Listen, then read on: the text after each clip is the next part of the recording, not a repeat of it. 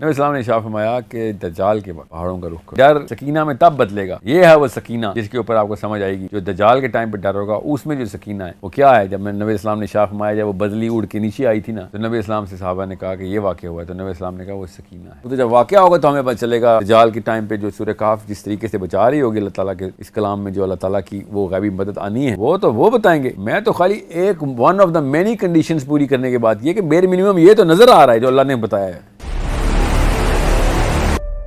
اس میں کوئی شک نہیں.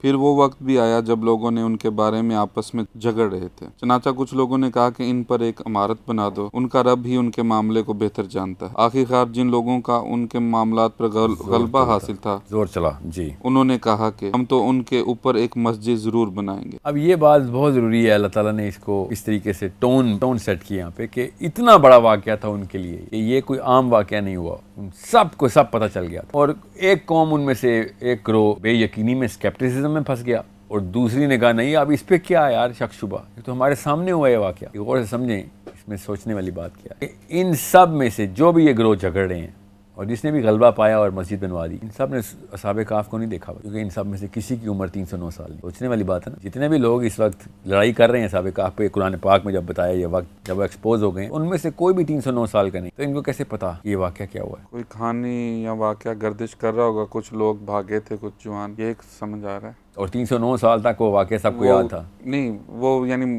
ہوگا، اور پھر اس کے بعد جب یہ سامنے آئے تو ان کے لیے یہ ایک اچنبے کی بات ہوگی کہ یہ تو وہی نوجوان تھے جو بھاگے ہیں. اس کا مطلب بہت بڑا گروہ تھا جو کہ بھاگا تھا. ہو سکتا ہے 3 بندے بھاگ گئے تھے، اس سے وہ واقعہ تو نہیں بنتا نا.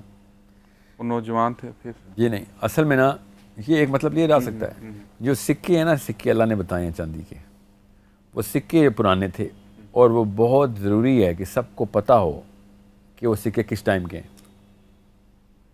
جس سے انہوں نے پہچانا ہے کہ یہ کیسے تمہارے پاس آئے. اور تم تو کسی مطلب ایسے حالت میں نہیں ہو کہ جو تم کو کہ ہاں جی میرا کام ہی یہ ہے پرانے سکے اکٹھے کرتا ہوں. تو یہ یہاں سے ہمارے پاس کافی سارا لٹریچر ہے جو یہودیوں کے پاس بھی ہے بائی دا وے، کہ ان کو پہچانا کیسے گیا.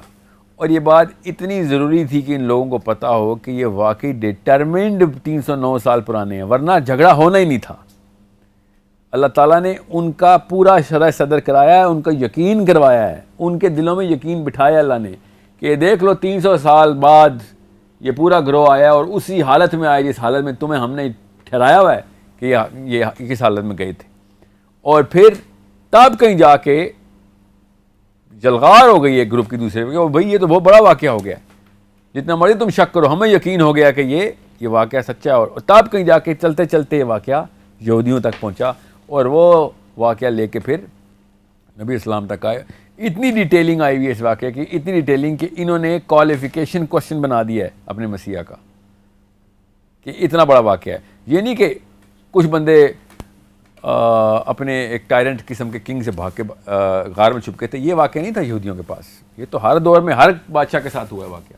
یہ واقعہ جو ان کے ساتھ ہوا، کیا ان کے ساتھ معاملہ اور معجزہ کیا ہو گیا، اس معجزے کو کس تفصیل سے بتا سکتے ہو تم تاکہ تمہیں پتہ چلے تمہیں ان معجزوں کو حرکت میں لانا آتا بھی ہے کہ نہیں.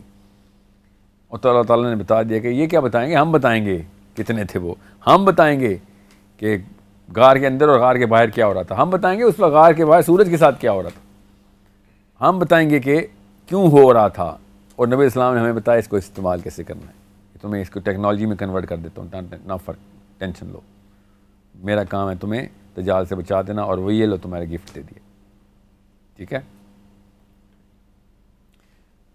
تو یہ تو تھا اصحاب کہف کا ایسا معاملہ. اس کے اوپر میں بس ذرا سی سمری آپ کو دے دوں اپنے 2 منٹ میں کہ اینڈ آف ٹائمز اور دجال کا واقعہ کے وقت آپ کو سمجھ آ گیا کہ اس کا اتنا گہرا تعلق ہے. اور اگر آپ اس تعلق کو اپنے تفصیل سے اپنے دل و دماغ کے اندر پوری طریقے سے اسٹیبلش نہیں کرتے تب تک تو آپ کو پتہ بھی نہیں ہے کہ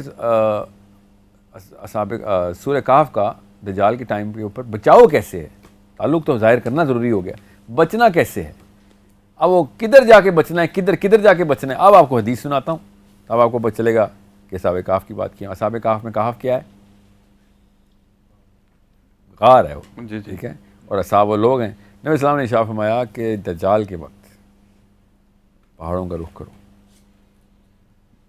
کوئی ایسی جگہ نہیں ہے جو تمہیں دجال نہیں پہنچے گا, تم نہیں بچ سکتے.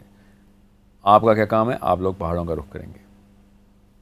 پہاڑوں کا رخ کریں گے تو پہلی شک ہمیں پتہ چل گئی ہے کہ پہاڑوں کا رخ کریں گے. دوسرا, سورہ کہف بچائے گی تمہیں. پہاڑ میں بھی جانا ہے اور سورہ کہف بھی ساتھ لے کے جانی. ان دو کے کامبو سے تیسری کامبو انہوں نے بار بار اللہ تعالیٰ نے بار بار وہ کلمے بتائے ہیں جو اصحاب کہف پڑھی جا رہے ہیں.